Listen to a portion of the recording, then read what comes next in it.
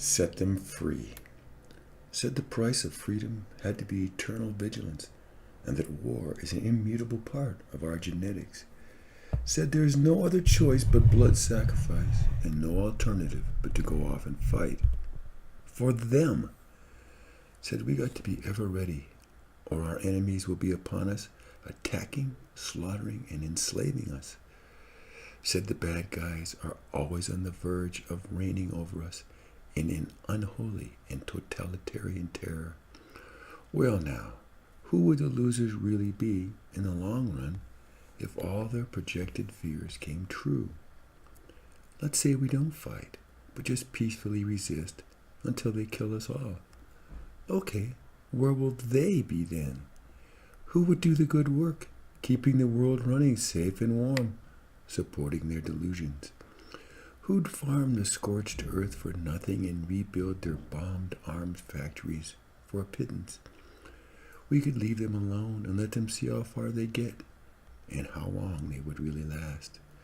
Let their greed, violence, and anger be the sole driver in developing our precious humanity. Leave them alone at each other's lying throats without us to convince, manipulate, and sacrifice. Let their violent genes and selfish traits monopolize so only their gifted spawn enjoy what happens. What is our real loss after being slave to the selfishly vacuous fantasies of mouthy control freaks? Really, to what end does this eternal and vicious cycle based upon their sociopathic needs continue? So how long will the manipulators remain without legions of honest and hard-working minions? Wait, perhaps a better world would emerge given the final and pure ascendancy of their kind. LOL. Maybe, but without the cheering crowds, cheap labor, and vast armies, won't their game grow dull? For with no audience to listen and no subjects to control, what then really is their point? And who would now perform the myriad of mundane tasks which have always been beneath them? And in the end, what have we, the passive and patient drones, actually lost in tossing off our serfdom? Gosh, there'd be no writers for their clever and well-delivered hot-air speeches, and no audience. Clearly, propagandizing only to each other without legions of cheering supporters won't satisfy them.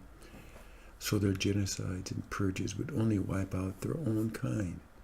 Wow, that would be truly terrible. Right. Can't you just picture them painfully bent over in the rice fields with no peasants to rule? So why bring up more good kids in honest poverty to be sacrificed to their petty ego-driven disputes? Go on about your real business and leave them to stand up for themselves against their own vile kind. And should they call upon you for God, family, and country, force them to lead in the real battles as well. Really, give them the entire world and see just how they adjust to the new necessity of honest work. So let's set them free of the addiction to our slavery to feed their attention-seeking insecurity. Liberate them like the parents of 20-something drug addicts by not supporting their habit. Yep, the tough love of having them do their own low-life tasks might even have some benefit. And if that doesn't fix things, well, we won't be left still suffering from their cankered obsessions. Stop feeding their eternal and hopeless need to fill the insecurity that threatens them so much. An end to their marketed catchphrases and expensive slogans meant to enslave our imaginations. Grant them their freedom from our servitude, and maybe we can finally actualize our own potentials. It's the destructive codependency of the honestly faithful and the amorally insecure that simply must end.